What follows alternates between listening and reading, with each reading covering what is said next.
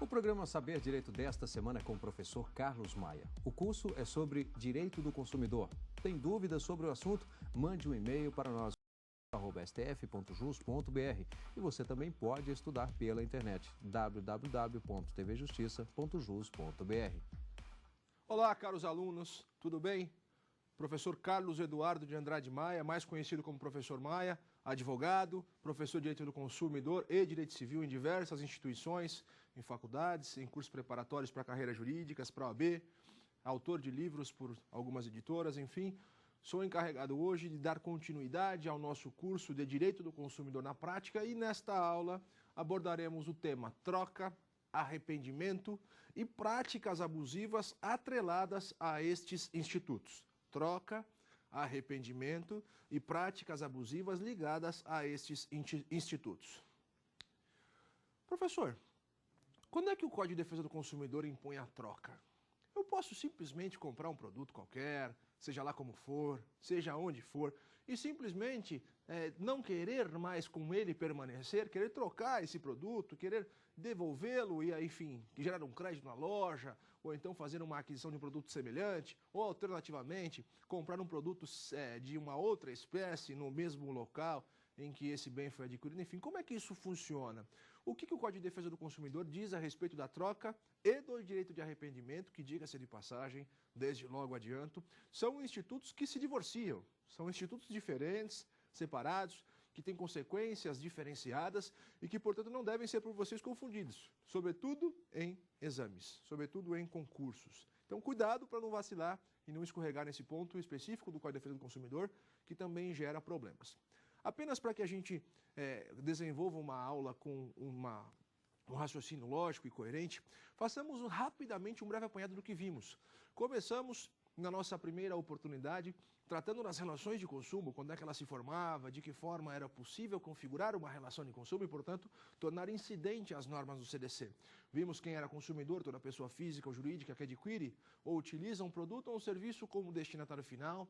Vimos quem é o fornecedor, é a pessoa jurídica, física, pública ou privada, nacional ou estrangeira, bem como os entes despersonalizados que fornecem o produto ou o serviço que foi adquirido ou utilizado pelo consumidor. E esse fornecimento, lembrem-se, deve ocorrer de forma habitual e com a finalidade lucrativa. Presentes esses elementos, que, repito, são os elementos chamados de subjetivos, um consumidor e um fornecedor, e o elemento objetivo, produto ou serviço, reunidos esses elementos, nós teremos o aperfeiçoamento de uma relação de consumo e, portanto, tornaremos aplicável as normas que emergem do Código de Defesa do Consumidor. Sem que se configure relação de consumo, não há CDC. O CDC incide quando houver relação de consumo, e não quando houver um consumidor, um destinatário final de um produto ou um serviço. Não basta adquirir um produto como destinatário fim. Tem que adquirir de quem fornece esse produto com habitualidade e com a finalidade lucrativa. Pois bem, esta é a definição, ou este é o cenário em que a gente evidencia uma relação de consumo. Depois desse ponto, nós abordamos um tema bastante interessante, que foi a diferença entre o vício e o defeito. Vício, como eu já disse em outra aula, nada mais é do que um problema que se mantém no produto ou no serviço e não atinge o consumidor, não sai, não extrapola a esfera do produto ou do serviço e não acarreta em consequências prejudiciais, morais ou materiais ao consumidor. O defeito, por sua vez, é um problema de maior impacto, um problema mais amplo, um problema maximizado, que, na verdade, atinge o consumidor causando-lhe dano, ainda que eminentemente moral. Eu lembro que disse a vocês que o defeito não existe sem o vício, e que o vício nada mais é do que um problema que atinge o produto e que não depende do defeito. Há vício sem defeito, mas não há defeito sem vício. Lembram-se disso? Espero que tenham anotado. Se não anotaram, tomem nota agora. No nosso terceiro encontro, abordamos o tema garantia legal e garantia contratual. Oportunidade em que eu concluí o raciocínio, informando a vocês que hoje o que prevalece, digamos assim, é o raciocínio no sentido de que a garantia legal e a garantia contratual são somadas, são complementarizadas, o que faz com que nós tornemos necessário o raciocínio de que há, de um lado, uma garantia contratual, que é fornecida pelo fabricante de acordo com seus critérios nas suas políticas de mercado, enfim, política de consumo, suas políticas internas, e vimos que há a garantia legal, que é aquela que o próprio CDC assegura a todo e qualquer consumidor, independentemente de seu estado financeiro, independentemente de qual seja o tipo de aquisição, produto, serviço, de pouco ou de grande valor. É assim que a gente analisa essa questão. Pois bem, feito esse check-up, nós podemos agora partir para um próximo passo. Que passo é esse? Chegar à análise do direito à troca de produtos e do direito ao arrependimento por eventuais problemas que você tenha na aquisição de seu produto. Troca não tem absolutamente nada a ver com arrependimento. Troca é uma coisa, arrependimento é outra. Vejamos isso. Professor, o que é a troca? A troca nada mais é do que uma faculdade concedida pelo comerciante, via de regra, pelo fabricante, pelo produtor, pelo importador, enfim, no que toca ou no que diz respeito à substituição de um produto adquirido por outro, seja ele qual for. Repito, política do comerciante, política do fabricante, política das empresas que atuam no mercado de consumo. Não há no Código de Defesa do Consumidor uma norma que impõe a troca, vírgula, a não ser em caso de problema no produto, de problema no serviço. Se não, esquece, não há essa incisividade no que toca à troca. Professor, mas assim, ó, eu ganhei outro dia um presente e eu fui ao shopping e troquei. E aí, como é que você explica isso? Professor, uma moça me deu uma blusa de presente de aniversário, uma amiga minha, muito chegada de infância, também me deu um presente de aniversário e quando eu abri as duas caixas, notei que eram presentes idênticos. E aí, como é que eu faço? Eu não posso trocar, professor? Não é possível fazer a troca? É exatamente isso que você quer dizer? Professor, eu comprei um computador e ele veio pela internet. Quando ele chegou em casa, eu não gostei, porque o teclado dele vinha com disposições do teclado norte-americano, as letras estavam posicionadas de forma diferente. Eu não gostei, professor, eu não quero esse teclado, eu não quero esse computador. Posso trocar? Percebam que propositalmente eu misturei coisas que não são misturáveis, justamente para que cheguemos juntos à conclusão do que é certo e do que é errado. A troca, a rigor, só pode ser feita pelo Código de Defesa do Consumidor ou com embasamento no Código de Defesa do Consumidor, quando diante estivermos de um problema no produto. Porque se não há problema, não se troca, a não ser que se queira trocar. E esse querer trocar é uma faculdade que ao lojista é concedida. Nenhum lojista é obrigado a efetuar trocas, vírgula, a não ser em caso de problemas no produto ou no serviço. Veja, como é que você vai visualizar isso? Imagine que você é uma pessoa magérrima, de uma estatura alta, com um belo corpo, e aí ganha, por sacanagem, de uma amiga que quer enfim, sacanear, brincar contigo, que é invejosa, um produto, uma blusa, uma calça um pouco maior do que o seu perfil. Você usa uma calça 36 e ela te dá uma calça 40. Só para sacanear, dizendo que você está acima do peso, enfim. Você vê com aquela calça e fala, essa calça eu não vou conseguir usar nunca, está muito grande. Não, eu vou à loja trocar. Chega na loja e fala, eu quero trocar essa calça. Se o lojista disser não, não há o que faça pelo CDC ele trocar. Por quê? Porque isso depende da política interna de cada lojista. Então tomem cuidado para não confundir isso, porque a troca, repito, não está prevista no Código de Defesa do Consumidor como um direito concedido ao consumidor de forma aleatória, a seu bel prazer. Não é lícito ao consumidor comprar um produto qualquer e ao chegar em casa, deparando-se com alguma informação que ele não havia constatado no momento da aquisição, simplesmente querer voltar e trocar o produto. Cuidado com isso, hein? Vejam, no mercado feminino, no mundo, no universo feminino, é muito comum as mulheres adquirirem produtos ou serviços sem experimentar. Comum adquirirem produtos e serviços, sem experimentar.